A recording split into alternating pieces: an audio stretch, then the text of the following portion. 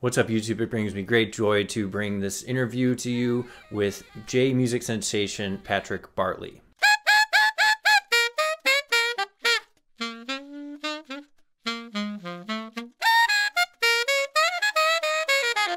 He's a tour de force on the saxophone and as a musician across the board, one of my favorite saxophonists to listen to. I feel so fortunate to have gotten to do this interview. He recently moved to Japan and has a very busy schedule playing and doing amazing things on his own social media channels.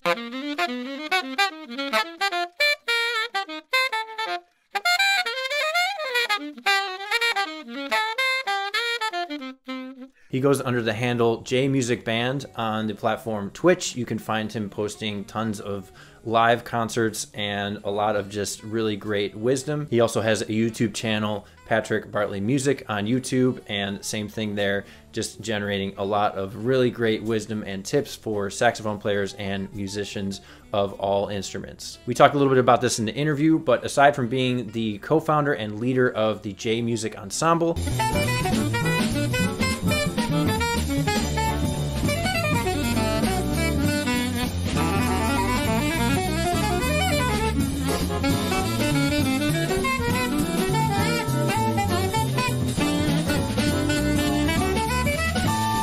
everything I've heard him play, even at a very young age, has a level of depth to it that I don't hear in very many players, and I think anybody that takes the time to listen to his music and his playing will agree with this statement. If you haven't already, check out the J Music Ensemble, which Patrick leads. There's going to be a link in the description below for you to find and check out some of this awesome music. In this interview, I'm asking some pretty general questions, but I love the depth of thought that he puts into every answer. It leaves no question as to the type of attention to detail he's putting into his music on the regular. I hope anybody who sees this is as inspired as I was getting to hear all these thoughtful and insightful answers. Let's get to the interview.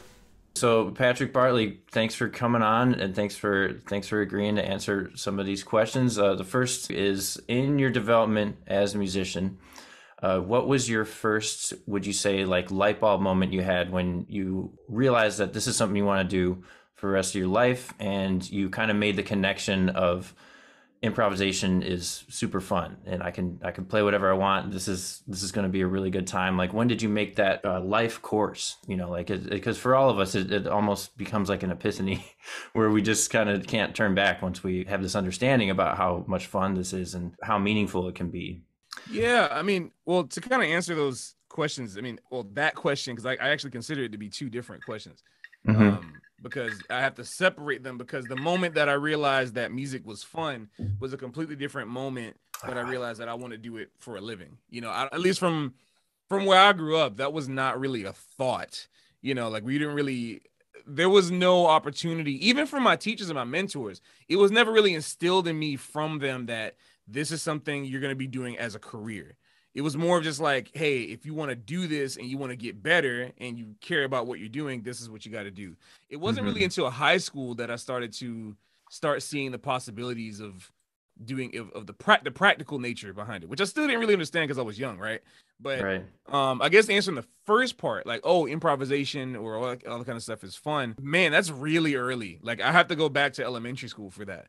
Like, because to me, the way I think about improvisation is not necessarily connected to jazz. It's all connected to like my imagination. And I'm sure that like the rest of the questions that you have are going to be related to this, so I won't dive too deep into it. But basically, because a lot of people know that I started off as a visual artist. That's what I wanted to do first. And so once I realized when I was taking art classes in elementary school that there were people not only better than me, but also like I was colorblind and my hand skills as well, like they were okay. They were decent. I was able to like do stuff at a certain, I don't know, satisfactory level, but it wasn't at the same pace that I think I was really expected to work at. And also maybe I wasn't as detailed as like some of my other friends in the class were. So once band became an option, I was getting better at that faster than I was at visual art. But visual art is my first love. I had to kind of carry whatever was going on in my head and my imagination over to something else that I was creating. Basically, it didn't matter. Anything I was creating, I needed to use my imagination. And so I was also like on some online role-playing forums, like Guy Online, and I'm a huge nerd, huge anime and video gamer. Everybody knows that, and I'm not Right. ashamed of it. It's a part of me. And I spent a That's lot of great. time on those early internet forums, like between 2002, 2005, in formative years. And then, of course, into high school, 2007, 8, all that kind of stuff. I was still on the forums. And even while I was playing music, I was doing that stuff as a way to kind of exercise my imagination. So I was writing as well. I was improvising with other people. Like, we would be making a story. We pick a couple of characters from like Naruto or Dragon Ball Z or something. All right, you be Goku, I be Vegeta, whatever. And then, you know, you type in one paragraph. You wait for the other person to respond. They type in another paragraph. What are you going to do? You got to respond to that. There was some, I kind of want to make a video on this one day talking about the importance of that and how it kind of shaped my brain. Basically, every single thing I was doing in my life was improvising. Everything. I played basketball too. You improvise in basketball all the time. I was doing karate as well. You know, everything is improvisation. So music was not just this separate, like, glorified thing. It was just another thing I improvise in. It was just another thing, and it didn't become apparent that this is what I need to focus on until, in order to get into middle school, to the middle school that was outside of my area, the magnet program, you know, to get into the magnet program for the arts, right? I had to pick an art discipline that was going to get me in. And the thing that I was best at was music. So art kind of stopped and music became the main focus.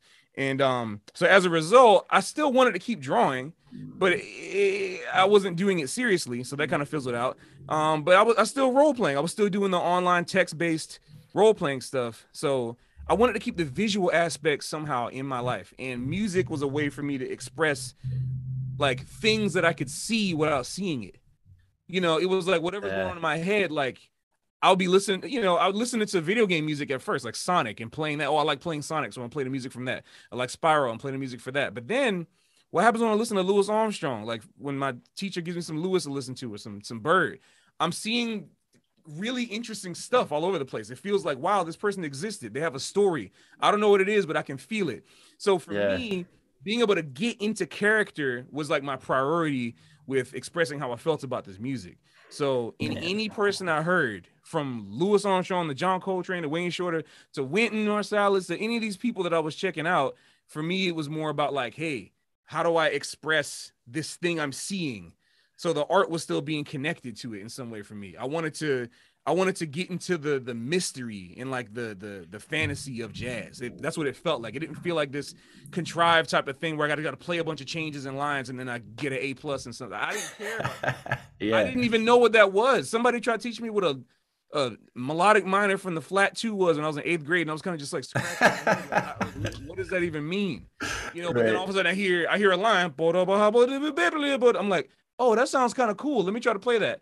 Years later, I'm like, oh, that's what that thing is. You know, it's a lot of long-winded thing, but basically I'm trying to say that was so cool, early on. Thank you, man. But early on that point, like when I was starting to pick up music, so around end of elementary school kind of time, that's when I realized, oh, improvisation is fun. I don't know how to do it inside and out, but that was the time I knew that I wanted to do it. In terms of how I want to do it as a career, that's a little bit shorter. That's easier. Basically, when I was in high school, like 15, 16, my sophomore year, I saw a commercial randomly on public access TV. It was a weekend. I don't know how I could have saw it. I could have never saw this. But basically, I saw a commercial for Michigan State University. And then I saw like somebody walking through the hall with a bass and a saxophone. I went, huh? And then somebody, I think it might have been Rodney Whitaker talking, or somebody else, maybe Diego Rivera. Somebody was talking on this commercial, and then some students, and they were talking about, oh yeah, Michigan State University jazz program. I went, you can study jazz in college? Huh? You can study music at all? I didn't know this. I thought I had to go to college for science, math, whatever, you know, and there's nothing wrong with that, but I wanted to do music, right? That was the thing I want. It was fun. And now I saw there's an actual path to do that. Wow, like, oh snap. And, you know, obviously there's a lot of kind of thoughts about music education, which is fine, but regardless of what you think about it, the fact that there was a path, like a serious, legitimate path alongside other types of arts and liberal arts and sciences, whatever, that was really cool to me. So I think from that point on, I started thinking, okay, I'm going to try to shoot for however far I can go into making this my career. And then of course the camps, the jazz camps, and then like things like Grammy Band that my friends from New World School of the Arts in Miami told me about. So I'm able to audition for that, and I do school, you know. So basically, I was trying to Yeah. follow the straight path to meet as many people as possible and to get myself in line with making that my career. So that those are kind of two separate things. So colorful in a lot of ways, so that you're able to marry the two elements and think so visually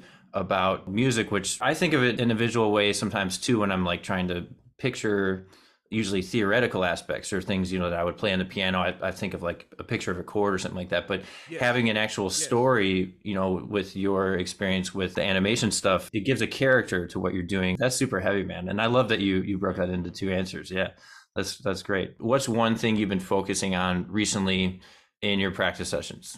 Recently in my practice sessions, well, it's a good thing you brought that up because kind of before moving here, I wasn't really practicing as much as I used to. But now my recent practice, because I got some shows coming up that by the time this video comes out, they either might have already happened or I would have announced them already. But I've been focusing really on like my conception of composition, because that's something that I haven't done a lot. I've done a lot more arranging than composing. And so in the way that I improvisation, because you can kind of slow things down. You know, I think was it Wayne Shorter that had the quote that said improvisation is composition sped up or something like that. I think it was. Sounds familiar. Like that. Yeah, well, I think the opposite can be said too. It's not always the same, of course, but when you compose, you are kind of actively improvising in a way, right? When I'm composing, I'm kind of like thinking of a way to make either something more interesting or less interesting, right? Because I think sometimes it's necessary to make it less interesting. Yeah. Because sometimes I'm like, okay, this is a little too interesting.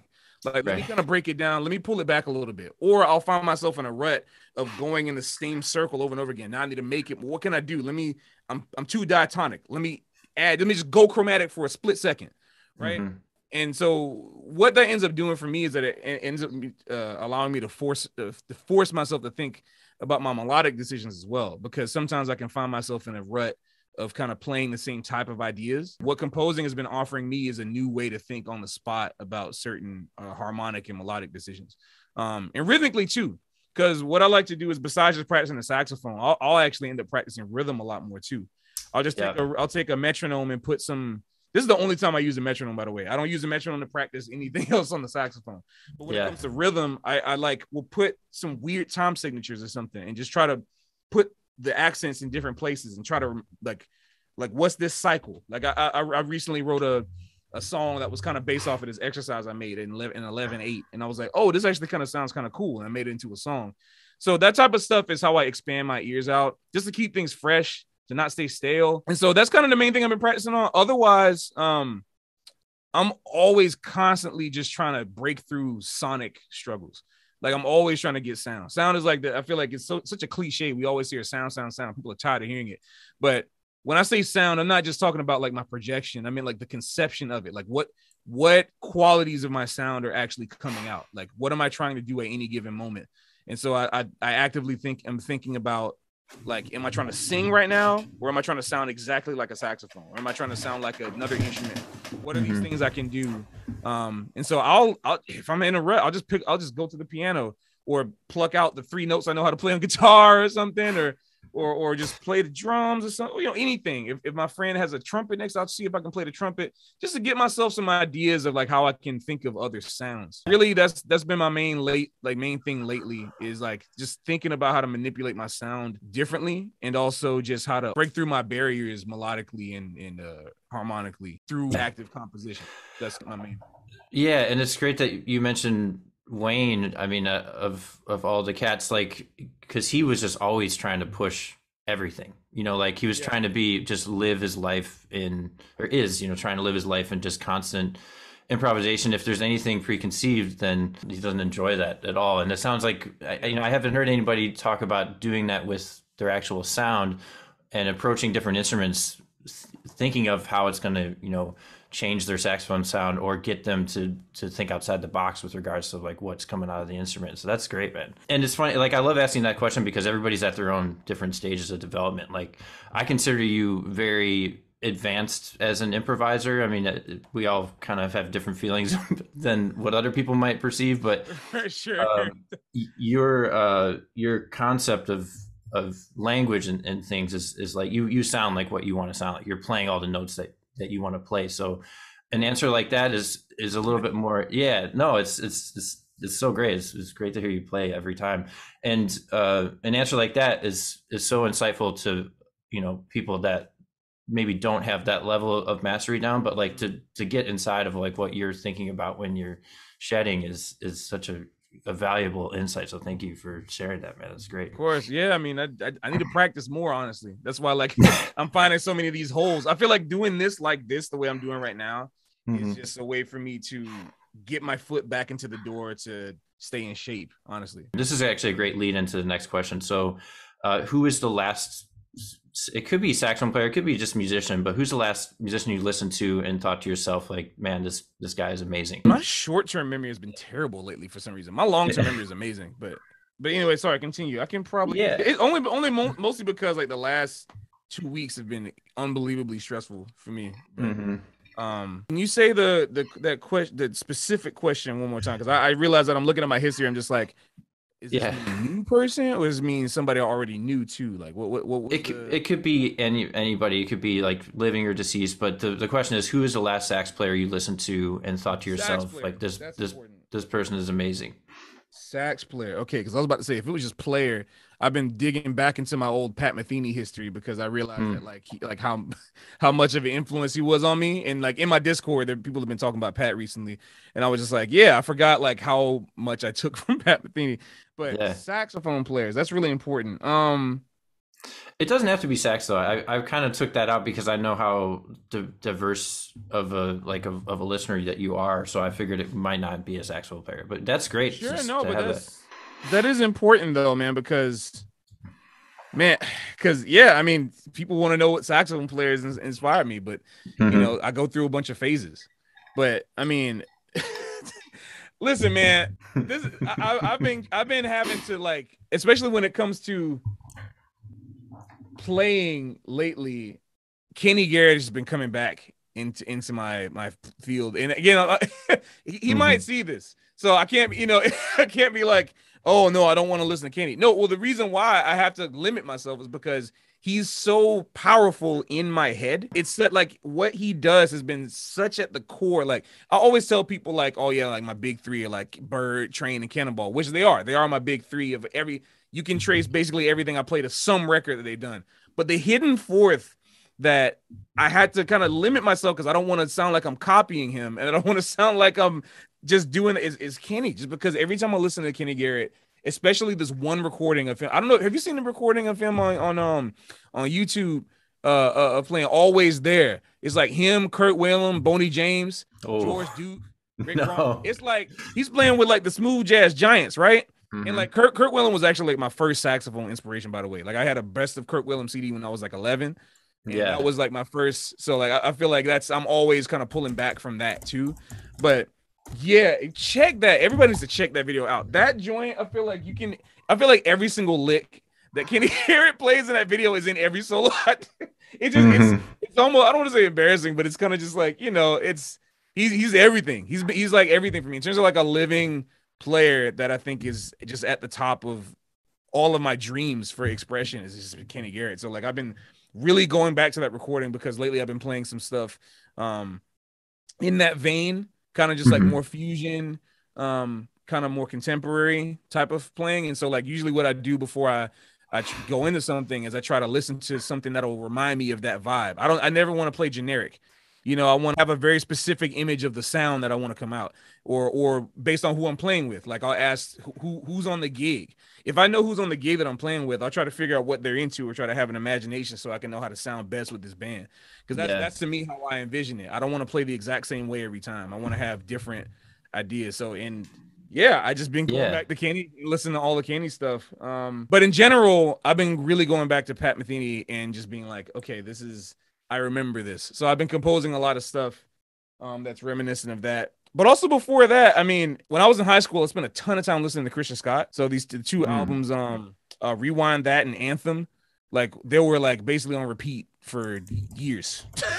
And that whenever I'm on the train by myself and I'm feeling a certain way, I'll put on those albums again and I'll just listen to them on repeat while I'm on my train rides. And so that's a big part of my my vibe too, but I never get a chance to play that type of music, so because people don't really know that I'm into that stuff. I mean, do you ever feel like you channel some of those elements though in J music? like, Yeah, yeah, absolutely. Yeah. But also, like, when it comes to J music, because pop stuff is so diverse in what it can be, whether it's instrumental or vocal, it usually tends to come more from vocal perspective, right? So, you know, I grew up listening to R&B and oldies and classic hits. So that stuff is in my head. And so whenever it's time to play kind of like a boom, boom, boom, boom, boom, boom, when it's time to play something like that, I'm not thinking about saxophone, I'm thinking of, yeah. I'm thinking of, ooh. So I'm thinking that's what's in my head, because that's what's in the front, and that sticks out, you know. So I want to play that. I can't help it. Like, I'm not thinking of, that's not what I'm thinking of. I'm not thinking of leading dominant over this and that. I'm thinking of no, well, it complements the texture so much better than just more. You don't need more notes for a syncopated groove like that. You need something on. I mean, you can make any of that stuff sound killing. I think my record's a perfect example of somebody that can literally be vocal. He can make a Lydian dominant, whatever, super Locrian, melt your face off with vocality. You know, I don't even know if that's a word. I don't care. But you know, like, it doesn't have to be contrived, but it's just that, like, my first thought is I want to be powerful vocally. So, like, those are the type of stuff that'll come out. So I love your point about Kenny Garrett, his influence kind of being, it's hard to avoid, especially if you go too deep down the rabbit hole. You can't shake it. And I wonder how he feels about that. I kind of wish one day I can kind of go and talk to him. Like, I know you realize how much of an influence you've been on people, but does it kind of freak you out at all? You know what I'm saying? Like, how have you been able to deal? That's like my biggest question. I don't really have a question of like, oh man, like, who's your biggest influence, or like, what's your, like, what do you think about when you play? I'm like, no, how do you feel? I feel like he's the only person I can really talk to about, like, how do you feel about, you know, the fact that you are such an influence? How do you carry that? Because they can't teach you that in school. They don't expect people to be that when they get out of school or when they go whatever and play on the gigs. No one gets prepared for that. So I'm kind of getting a little too inside, but that's kind of where my head's been at for the past few months, especially with all this stuff that I've been grateful for, but also just, well, you are becoming that type of player as well. You know, people are copying you. I'd be curious to ask, you know, a guy like Kenny, if he's flattered by it or if it's a drag for him, you know, like, how do you push through? Because it's so weird, because like me being like, I don't know, by the time it's video, I'm probably already gonna be 30. My birthday is in 2 days. I'm gonna be 30. Oh my God. And, you know, which is dope. I'm excited for it, but at the same time, because I'm only about to turn 30, it feels too soon for some of this stuff to happen. I still look at myself as someone that has so much to do. 2 albums out, but under J music, not even under jazz. So I feel like I haven't paid enough. Maybe I'm just too hard on myself. But to me, I feel like there's still so much that, like, it doesn't feel like it's there yet. Like, I still am trying to push. No, I'm still trying to pay my dues. I'm still trying to, like, get, you know what I mean? I don't know how to explain it, but you know, it's I think that's the beauty of what we do, that it's like bottomless, and it's never ending, and you're always going to feel like you're trying to get to the next level. And all players, you know, throughout history probably had felt like that as well. But just, you know, I think the better you are and the more ambition you have, the more that you're going to have that feeling, which is why everybody is going to continue to listen to your music and love every second of it. Man. It means a lot. I hope. Thanks. So jumping to one of the shallower questions, this should be an easier one to answer, is what is your current saxophone setup? What are you playing on? Reeds, mouthpiece, reed strength, all that stuff. So I guess I'll start with the smaller things first. I play a Meyer 6M. I don't know when that'll ever change. It might, by the time this video comes out, who knows? Something else might happen. But I've been playing this Meyer for about almost 14 years now, and I haven't changed since. I've just only been playing this. It's probably no longer a 6. It's probably blown out to a 7 by now. And then I play ligaphone ligatures and reeds. I've been endorsing ligaphone for, wow, this year makes 6. That's incredible. Wow. Yeah, so I play ligaphone ligatures and reeds. I play size 3. Classical, because I don't like, I mean, every reed company has their jazz reeds, but I personally don't like specific sounding reeds. I like to just a file cut, normal, straight down the middle. I like to be able to change it how I want it. I think a lot of times, because jazz is such a, like, what is a jazz sound? How can you make a jazz reed? But you know, I'm not. This is not talking about ligaphone. This is all companies. I think companies should maybe think about like, you know, either with this Van Doren, Dario, whoever, like Boston Chef. I don't know. I don't really check out a lot of other people's reads, but I know that there's always some type of a jazz centric read, and that's why I play the kind of classic normal down the middle, because I like to shape my own sound with it. Do you do any work on your reeds and stuff? You know, if they're too hard or something, will you like use the reed knife on them and things like that? The most I do actually is probably just shave if it's too hard. If I feel like it's too stiff, I'll just shave it down a little bit. But I kind of just leave it as is. I'm kind of lazy with that. I got to be real with you. I don't know a lot about gear. I don't know a lot about the specifics of how a lot of that stuff works. But the most I know about is how to just, you know, read geek the thing, you know. Right. Yeah, which is super helpful in itself. Just that little thing can be very valuable. Just doing a little bit like that, because oftentimes reads are just like a little bit too hard, you know, and you can't get what you're going for. So it used to be, you probably know, especially like the worst time at a gig, it's like okay, but we were recording session, you got a bad read, it's like it's like a nightmare. Yep. But yeah, and then the horn is I need to make a video about this soon. There might be one by the time this comes out, but this is a John Ledbetter artist series. Yeah, man. Custom cognac lacquer saxophone. You got one in there too? I was looking for it. It's in the other room, but yes, yeah, I love it, man. Yeah, I'm extremely honored to be a part of the program with John, and I gotta actually shout out Chad LB, which is what they call him nowadays. I gotta shout out Chad, man, because he's the one that actually introduced me to John like years ago. Nice. And then I realized just he was the GOAT. He was the man. So big shout out to John Ledbetter, man. He's and Chad too. Like they're both doing really well and successful cats. Yeah. So I'm extremely just grateful for this collaboration right now. And go ahead, if anybody watching this video, if I haven't got one of these things, go get it. Parents, it's a great birthday gift. Facts. 2 more to go. So where was your most favorite gig that you've ever played? And this could be for a variety of reasons. It doesn't have to be necessarily the location. It could be because it was with, you know, certain players, or because you were playing a certain type of music. Like, which one stands out in your head as being your most favorite, or, you know, a sequence of most favorites? There's a lot of things going on in that question, but like, yeah, I'm just curious, like, what is your most cherished experience as a performer? Man, I kind of wish I knew these questions before we got I gotta run through. You gotta pick the right one, right? Right. Man, oh my gosh, dude. I'd say at least most of my favorite performing experiences have been with J Music. Because J Music is the one thing that I've built completely from the bottom up without any outside institutional assistance or any label or anyway. It was just kind of relentless grinding, you know, at the expense of the hours of my friends who also gave their time to make it happen. Band members, students, everybody who's come through that. And then when it comes together and like finally, it's like we played so many gigs for free that I had to pay everybody out of pocket, and I didn't want them to know it.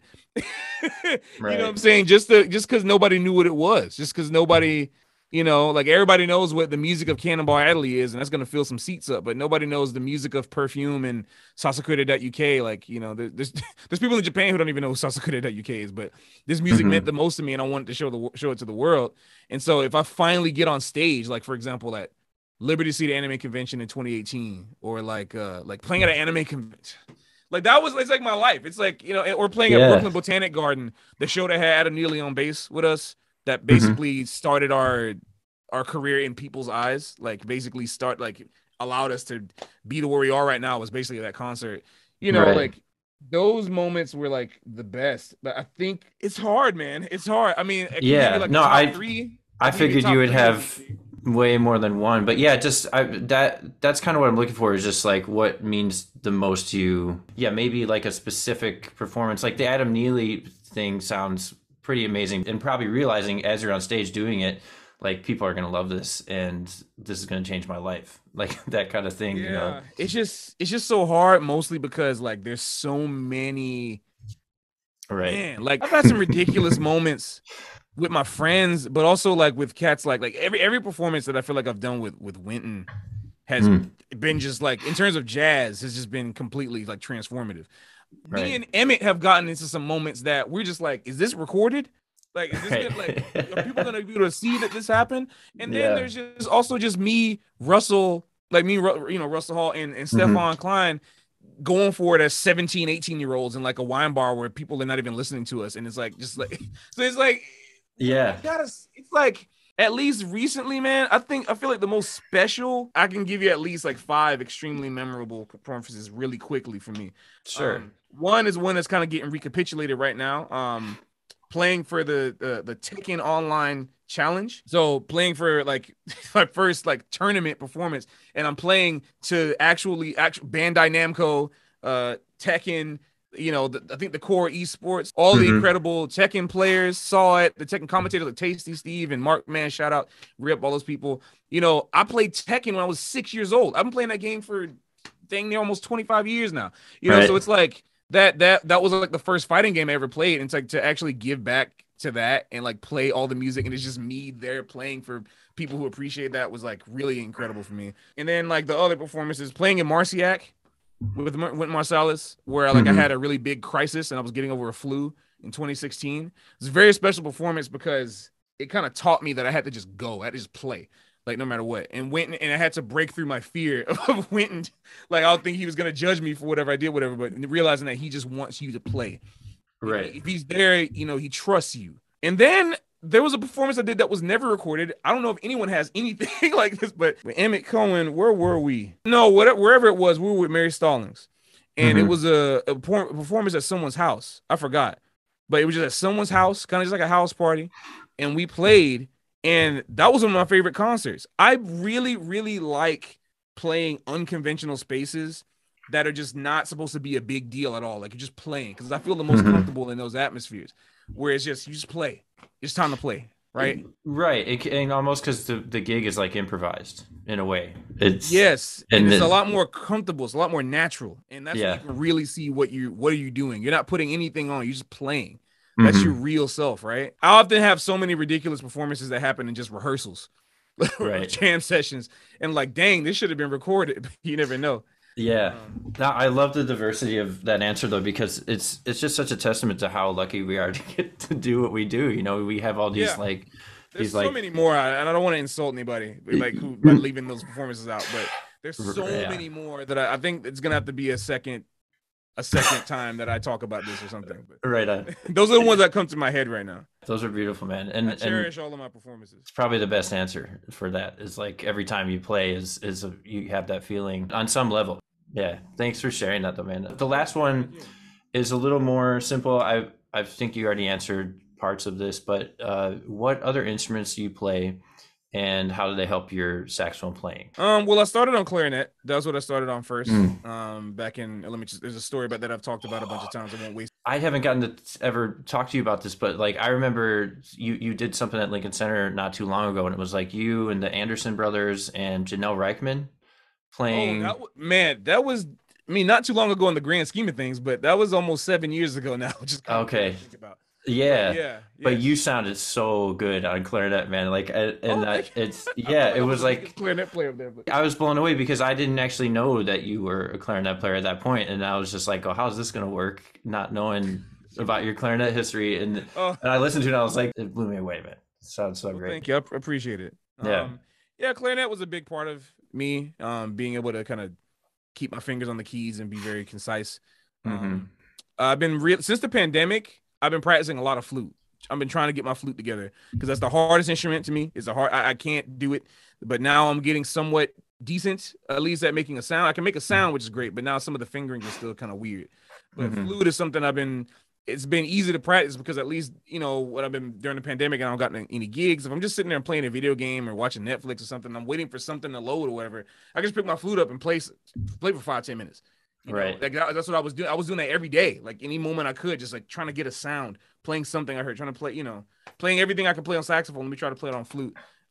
So that's been kind of helping. The ones that are less common, or not the ones less common, but the ones that I'm a little weaker at, but I still consider myself competent enough, is piano and drums. I think both of the instruments have basically kind of influenced my saxophone playing more than the saxophone has. The piano, of course, everyone knows why you should play piano. It's important to be able to see the harmony, be able to kind of see everything from a neutral perspective, not have to worry about the sound coming out. You just play look at it, move, have two independent voices going on. There's a lot that can help with that. But what they don't teach you about is the importance of drums too.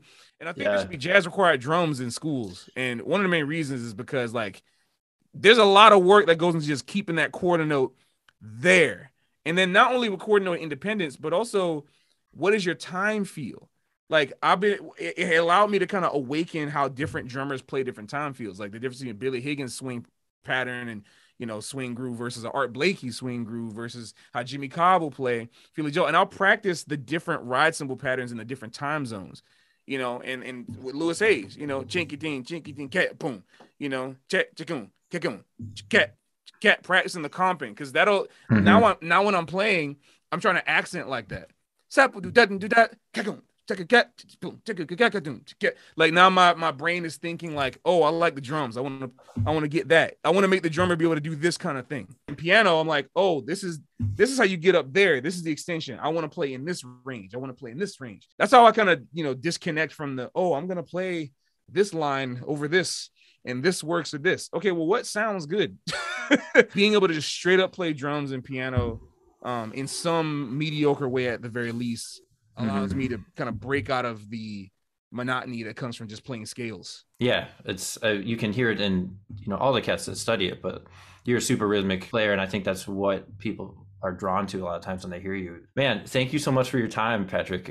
I can't say that enough times in the last couple of days. I was blown away, when you got back to me and were so willing. So thank you for doing this, and I can't wait to see all the comments that people leave on this video, and look forward to everything you have coming out.